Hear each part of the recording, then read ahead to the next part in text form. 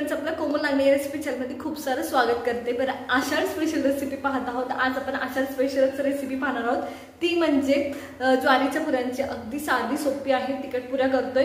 तर कोणती काळजी घ्यायची, तेल वगैरे पितात तर काय करायचं यासाठी मी सगळ्या गोष्टी सांगितल्यात, त्याच्यामुळे व्हिडिओ शेवटपर्यंत पहा। बरं, याच्या आधी आपण कापण्याची रेसिपी पाहिली आहे।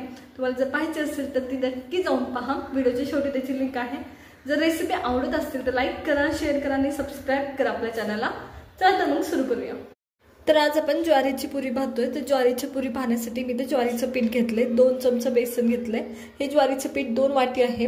हिरव्या मिरच्या घेतल्यात 5-6, त्याच्यानंतर लसणाच्या पाकळ्या 5-6, ओवा घेतलाय, जिरी घेतलीये, हळद घेतलीये आणि लाल मिरची पावडर घेतलीये आणि कोथिंबीर घेतलीये। आता याच्यातलं आपण पेस्ट करणार आहोत आधी ठेचासारखी।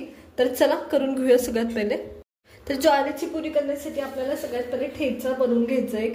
त्याच्यासाठी मी इथं 5-6 मिरच्या टाकतीये, हिरवी मिरची घेतलीये, त्याच्यानंतर लसूण पाकळ्या टाकतीये। आता सेम टायमाला मी जिरी पण याच्यातच ऍड करतेय, जेणेकरून ती व्यवस्थित वाटली जावी। तर इथं मी 1 चमचा जिरी ऍड केली आहे। त्याच्यानंतर सेम टायमाला ओवा पण ऍड करतेय। आता या सगळ्यांचं आपल्याला थोडंसं मीठ टाकून वाटण करून घ्यायचंय। तर मीठ टाकल्यामुळे वाटण व्यवस्थित होतं, वाटलं जातं कमी जरी असलं तरी, त्याच्यामुळे मीठ टाकायचं आणि हे वाटून करून घ्यायचं। चला तर मग मी हे वाटण करून घेते। तर आता आपण ज्वारीची पुरी बनवायला सुरुवात करतोय। त्याच्यासाठी सगळे पीठ चाळून घ्यायचे। तर मी त्याच्यासाठी आधी बेसन पीठ टाकले, जे 2 चमचे आहे। फक्त 1 चमचा टाकलं तरी चालतं 2 वाट्यांसाठी, कारण बेसन खूप कमी प्रमाणात टाकायचं असतं। तुमचा जो पोहे खायचा चमचा आहे तो 2 चमचे मी टाकलाय।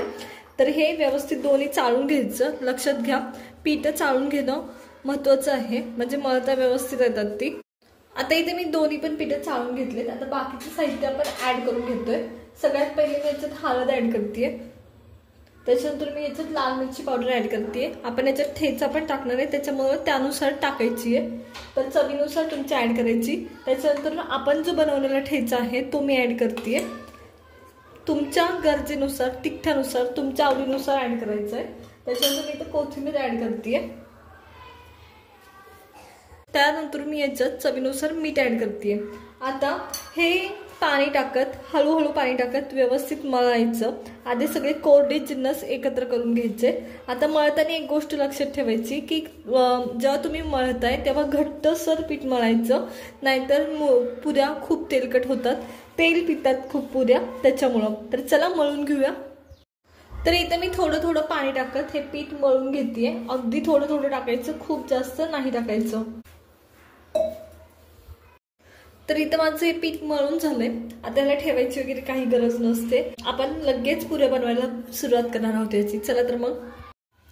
तर आता आपलं पीठ मळून झालंय। आता आपण त्याची पुरी लाटणार आहोत। तर पिठाचा थोडासा भाग घ्यायचा आणि पुऱ्या छोट्या याच्या लाटायच्या। आता ज्वारीचं पीठ आहे, तर पुरी लाटताना कट होते साईडनी, आणि ते प्रत्येकाची होते, ते म्हणजे ओके आहे की ज्वारीचं पीठ असल्यामुळं पुरी कट होते। तर चला लाटून घेऊया। आणि शक्यतो लाटताना त्याला तुम्ही तेल लावायचं असेल तर तेल लावा, पीठ बिलकुल लावायचं नाही। तर इथे ही माझी पहिली पुरी लाटून झाली आहे, मी तुम्हाला दाखवते या पद्धतीने। चला तर मग सगळ्या पुऱ्या मी अशाच लाटून घेते पटपट।